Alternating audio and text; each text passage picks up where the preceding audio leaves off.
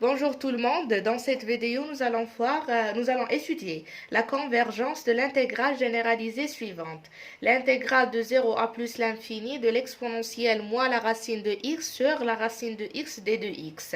Tout d'abord, il faut voir au niveau de quel point ou bien de quelle borne on a le problème.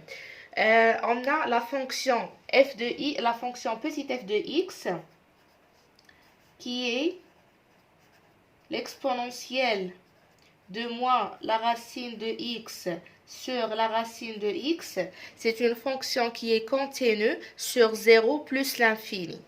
Sur continue sur 0 ouvert plus l'infini. On a les problèmes de la continuité au niveau de 0 de plus l'infini. Donc, le problème de convergence se pose au niveau de 0 et de plus l'infini. Donc, le problème se pose en 0 et plus l'infini. Alors, maintenant, on passe pour trouver une primitive pour cette fonction et calculer la limite de cette primitive au voisinage de 0 et au voisinage de plus l'infini. Si on arrive à trouver que les limites sont différentes de l'infini, alors on peut déduire que l'intégrale est convergente. Donc, pour la primitive, une primitive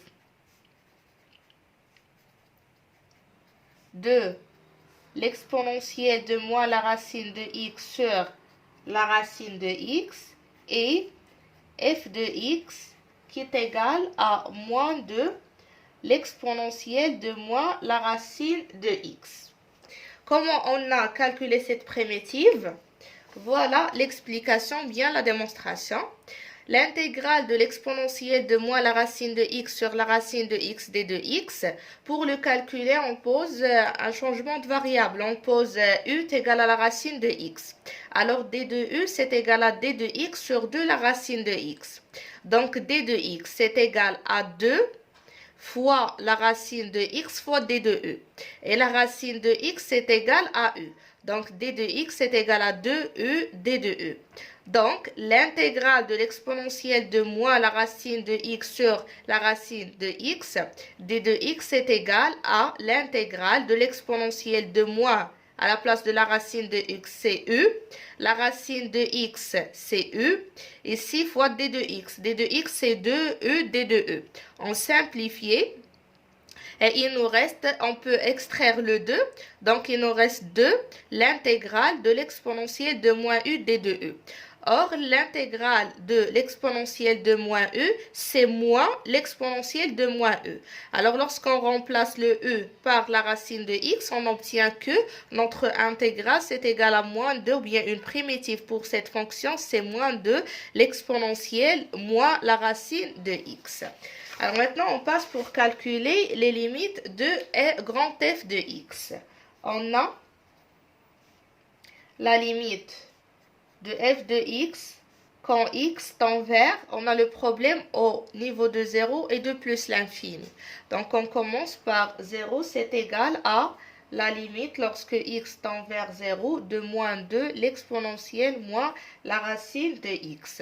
C'est égal, l'exponentielle de moins la racine de 0 c'est 1, donc c'est égal à moins 2. Et la limite lorsque x tend vers plus l'infini de f de x, c'est égal à la limite au voisinage de plus l'infini de moins 2 l'exponentielle moins la racine de x. Le x tend vers plus l'infini, la racine tend vers plus l'infini, le moins ça tend vers moins l'infini. Alors l'exponentielle de moins l'infini c'est 0, multiplié par 2 ça fait 0. Donc nous avons trouvé comme des limites moins 2 et 0 qui sont différents de l'infini. Donc on peut déduire que l'intégrale est convergente. Donc l'intégrale de 0 à plus l'infini de l'exponentielle moins la racine de x sur la racine de x d de x est convergente. Maintenant, on passe pour calculer la valeur. La valeur, c'est égal à 0 moins moins 2. C'est égal à 0 plus 2, donc c'est égal à 2. mais je vais la réexpliquer en détail. Alors, l'intégrale de 0 à plus l'infini de l'exponentielle moins la racine de x sur la racine de x d de x, c'est égal à l'intégrale, je vais découper l'intégrale, je vais prendre par exemple 1. L'exponentielle moins la racine de x sur la racine de x d de x, plus l'intégrale de 1 à plus l'infini de la même fonction, la racine de x d de x. Donc c'est égal. On a le problème au voisinage de 0 et au voisinage de plus l'infini.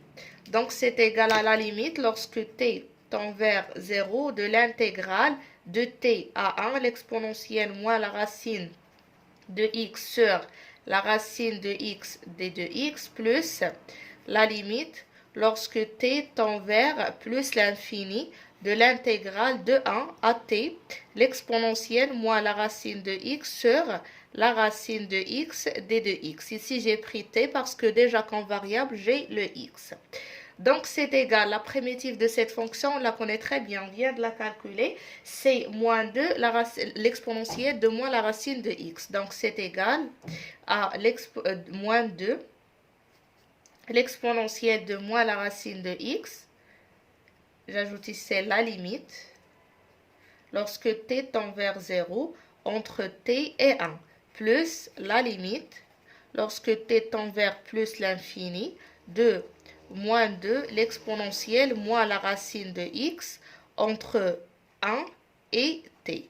Donc c'est égal à la limite lorsque t tend vers 0 de moins 2, l'exponentielle de moins 1, moins 2, c'est-à-dire plus de l'exponentielle de moins la racine de t, plus la limite lorsque t tend vers plus l'infini de moins de l'exponentielle moins la racine de t.